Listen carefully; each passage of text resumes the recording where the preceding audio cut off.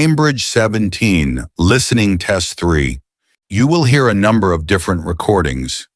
All the recordings will be played once only. The test is in 4 parts. You will have 10 minutes at the end of the test to transfer your answers to the answer sheet. Now turn to section 1. First, you have some time to look at questions 1 to 6.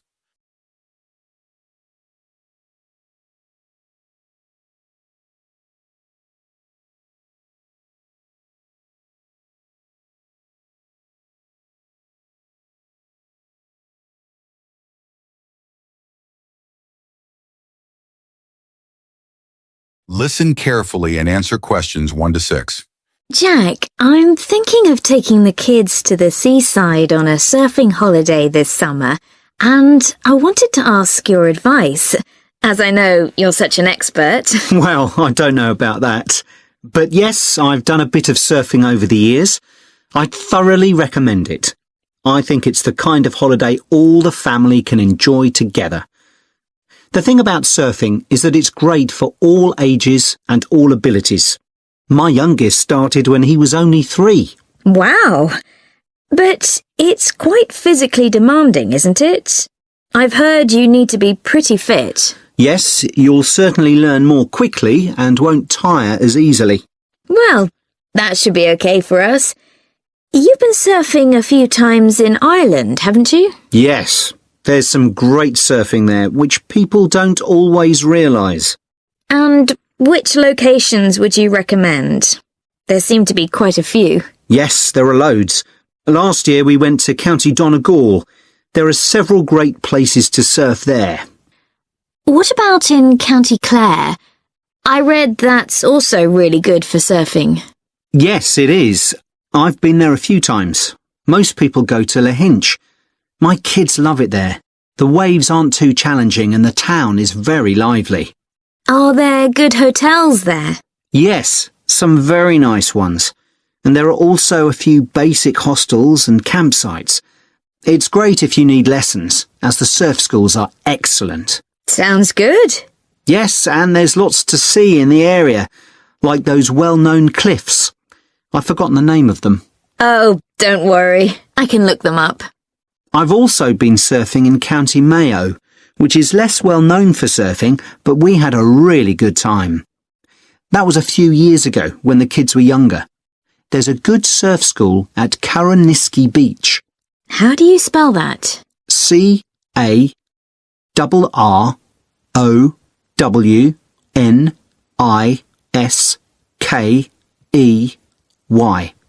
Okay.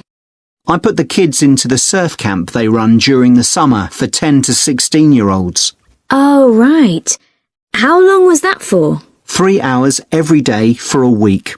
It was perfect. They were so tired out after that. I can imagine. One thing we did while the kids were surfing was to rent some kayaks to have a look around the bay, which is nearby. It's really beautiful. Oh, I'd love to do that. Before you hear the rest of the conversation, you have some time to look at questions 7 to 10.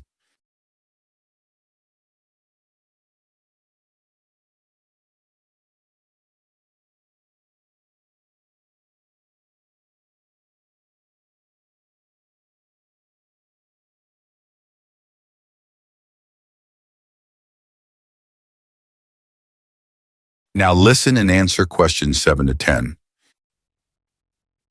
Now, the only time I went to Ireland, it rained practically every day. Yes, that can be a problem. But you can surf in the rain, you know. It doesn't have the same appeal somehow. Well, the weather's been fine the last couple of years when I've been there. But actually, it tends to rain more in August than in the spring or autumn. September's my favourite month because the water is warmer then. The only problem is that the kids are back to school then. I know. But one good thing about Irish summers is that it doesn't get too hot. The average temperature is about 19 degrees, and it usually doesn't go above 25 degrees. That sounds all right. Now, what about costs? Surfing is a pretty cheap holiday, really. The only cost is the hire of equipment. You can expect to pay a daily rate of about €30 for the hire of a wetsuit and board, but you can save about €40 if you hire by the week. That's not too bad. No. It's important to make sure you get good quality wetsuits. You'll all get too cold if you don't. And make sure you also get boots. They keep your feet warm, and it's easier to surf with them on too. Okay, well, thanks very much for that. That is the end of part 1. You now have half a minute to check your answers.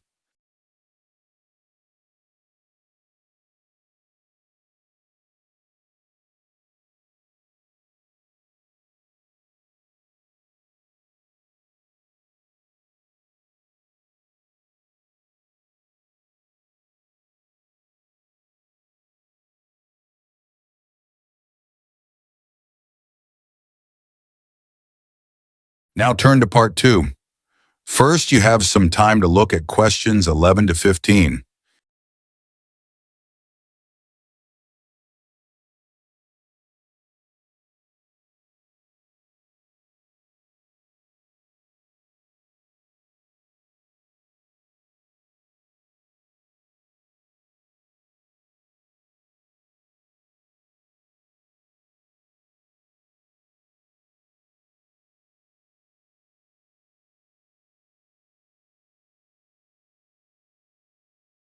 Now listen and answer questions 11 to 15. Good afternoon. My name's Mrs. Carter, and I run the before and after school extended hours childcare service. I hope you've had a chance to have a good look around the school and talk to staff and pupils. I know that many of you are interested in using our childcare service when your child joins the school, and perhaps you already know something about it. But for those that don't, I'll go through the main details now. We offer childcare for children from the ages of 4 to 11, both before and after school. I know that many parents who work find this service invaluable. You can leave your child with us, safe in the knowledge that they will be extremely well cared for. We are insured to provide care for up to 70 children, although we rarely have this many attending at any one session. I think we generally expect around 50 to 60 children for the afternoon sessions, and about half that number for the breakfast sessions. Although we currently do have 70 children registered with us, not all of these attend every day. It's 10 years since we began offering an extended hours service, and we've come a long way during that time. When we first opened, we only had about 20 children attending regularly. We try to keep our costs as low as we can, and we think we provide very good value for money. For the afternoon sessions, which run from 3:30 until 6 p.m, it's £7.20. But if you prefer, you can pay for 1 hour only, which costs £3.50, or 2 hours, which costs £5.70. The cost of the childcare includes food and snacks. They'll be given breakfast in the morning and in the afternoon, a healthy snack as soon as they finish school. At 5 p.m, children are given something more substantial, such as pasta or a casserole. Please inform us of any allergies that your child might have, and we'll make sure they're offered a suitable alternative. As you may know, the childcare service runs through the school holidays from 8 a.m. to 6 p.m. We offer a really varied and exciting programme to keep the children entertained. We don't want them to feel as if they are still at school. It will also feel different because they'll get the chance to make new friends with children from other schools. Spaces are available for them because a lot of our term time children don't always attend during the holiday. In the past, parents have asked if children over the age of 11 are allowed to come with their younger brothers and sisters, but I'm afraid we're unable to do this because of the type of insurance we have. Before you hear the rest of the conversation, you have some time to look at questions 16 to 20.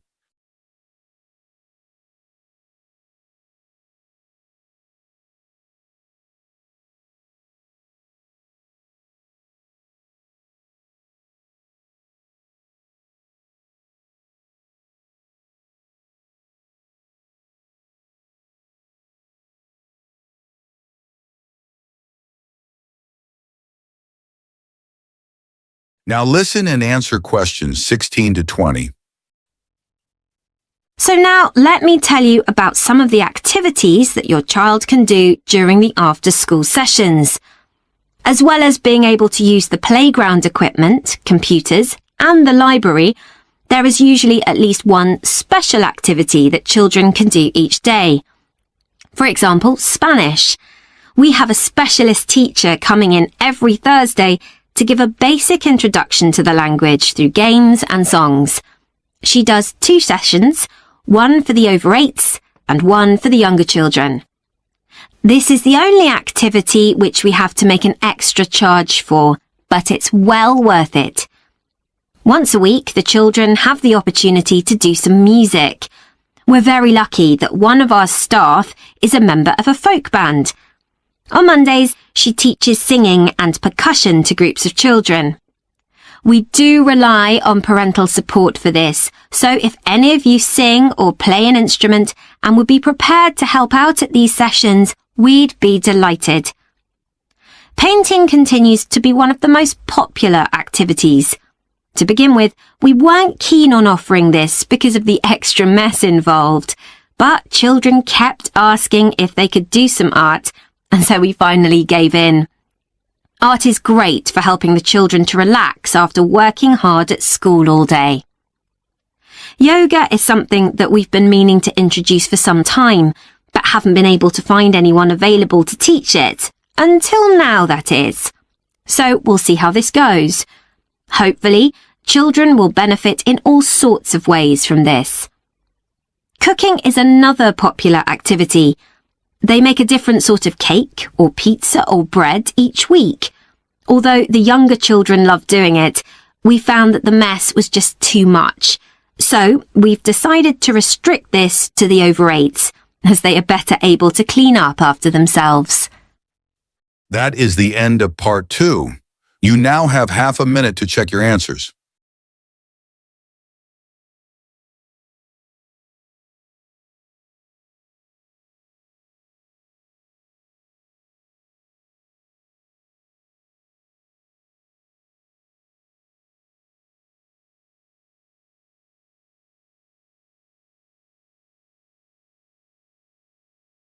Now turn to part 3. First, you have some time to look at questions 21 to 24.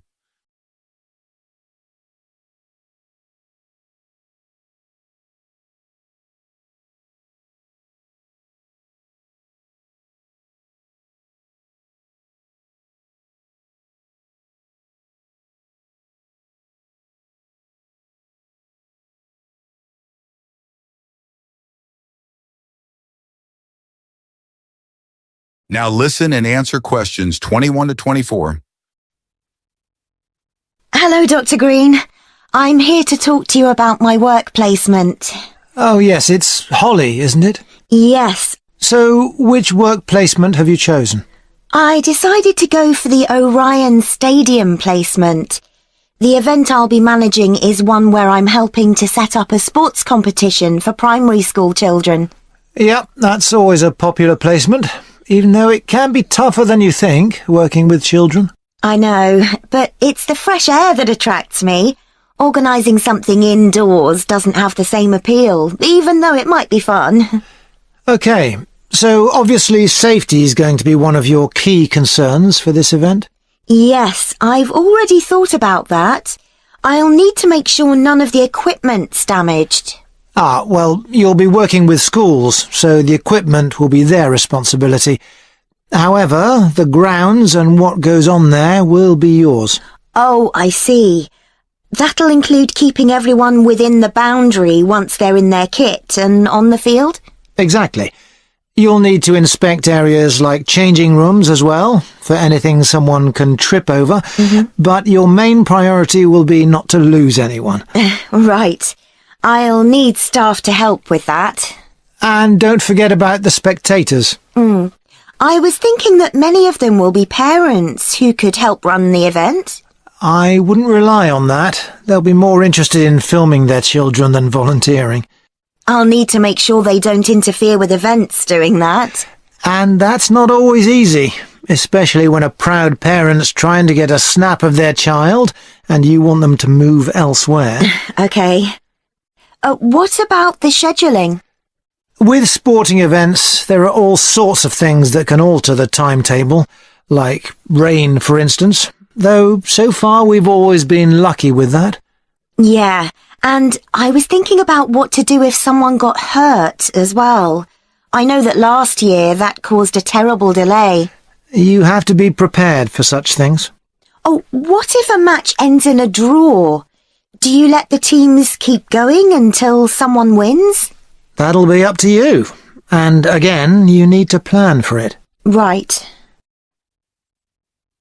Before you hear the rest of the conversation, you have some time to look at questions 25 to 30.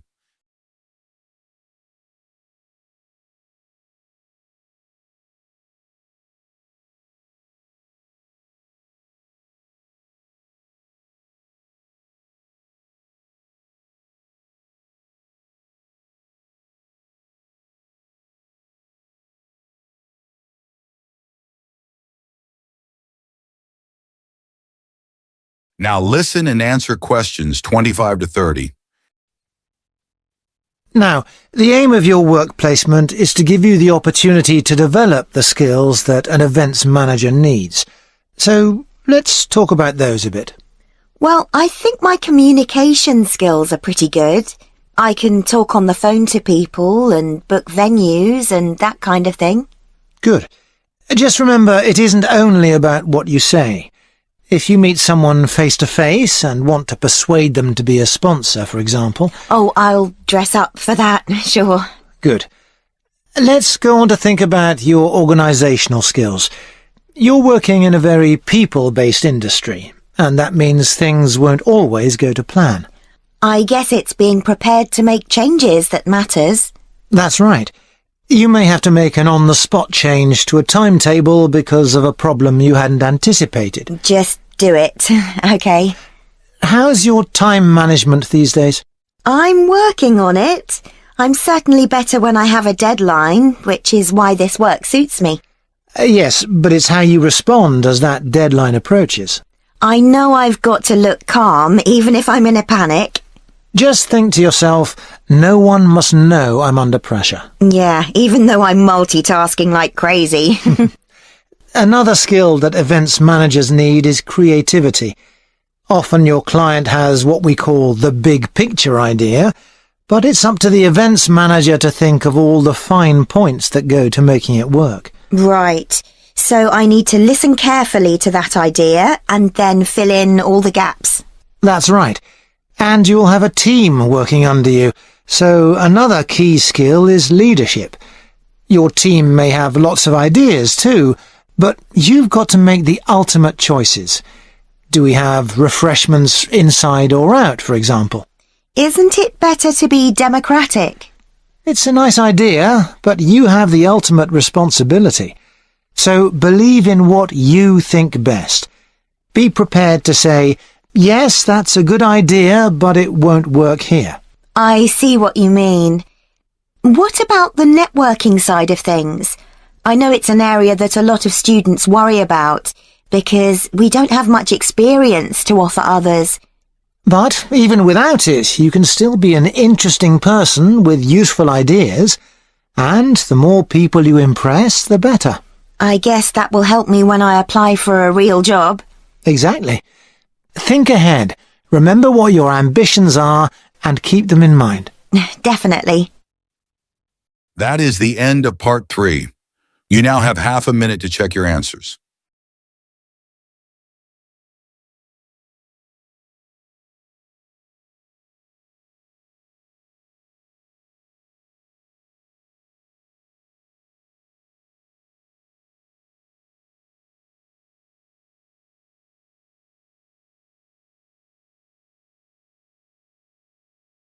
Now turn to part 4. First, you have some time to look at questions 31 to 40.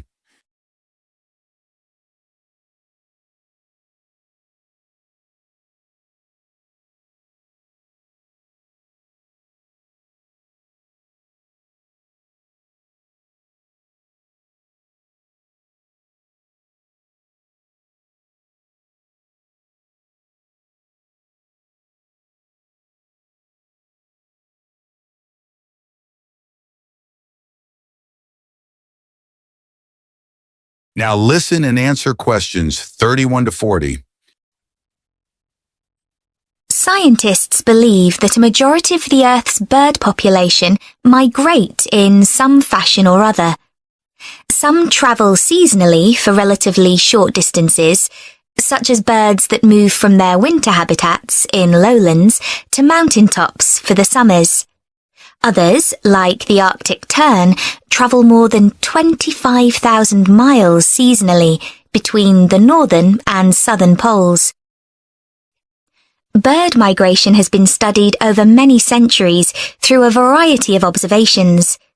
But until relatively recently, where birds went to in the winter was considered something of a mystery.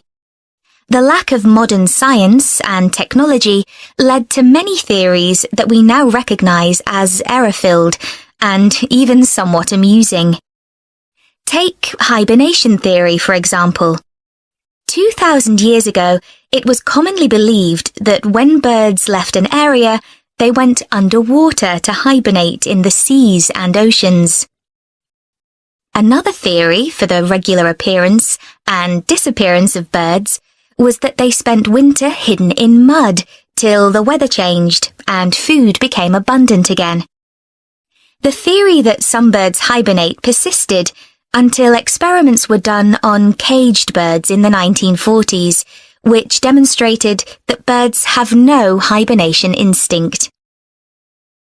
One of the earliest naturalists and philosophers from ancient Greece was Aristotle, who was the first writer to discuss the disappearance and reappearance of some bird species at certain times of year. He developed the theory of transmutation, the seasonal change of one species into another by observing redstarts and robins. He observed that in the autumn, small birds called redstarts began to lose their feathers, which convinced Aristotle that they changed into robins for the winter and back into redstarts in the summer. These assumptions are understandable, given that this pair of species are similar in shape, but are a classic example of an incorrect interpretation based on correct observations.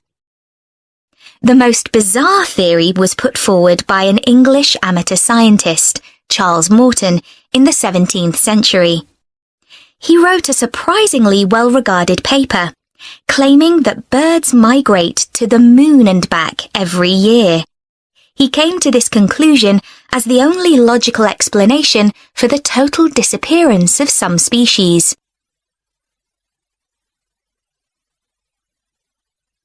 One of the key moments in the development of migration theory came in 1822, when a white stork was shot in Germany. This particular stork made history because of the long spear in its neck, which incredibly had not killed it. Everyone immediately realized this spear was definitely not European. It turned out to be a spear from a tribe in Central Africa. This was a truly defining moment in the history of ornithology, because it was the first evidence that storks spend their winters in sub-Saharan Africa. You can still see the arrow stork in the zoological collection of the University of Rostock in Germany. People gradually became aware that European birds moved south in autumn and north in summer, but didn't know much about it until the practice of catching birds and putting rings on their legs became established. Before this, very little information was available about the actual destinations of particular species and how they travelled there. People speculated that larger birds provided a kind of taxi service for smaller birds by carrying them on their backs. This idea came about because it seemed impossible that small birds, weighing only a few grams, could fly over vast oceans. This idea was supported by observations of bird behaviour, such as the harassment of larger birds by smaller birds. The development of bird ringing by a Danish schoolteacher, Hans Christian Cornelius Mortensen, made many discoveries possible. This is still common practice today and relies upon what is known as recovery. This is when ringed birds are found dead in the place they have migrated to and identified. Huge amounts of data were gathered in the early part of the 20th century, and for the first time in history, people understood where birds actually went to in winter. In 1931, an atlas was published showing where the most common species of European birds migrated to. More recent theories about bird migration vary widely.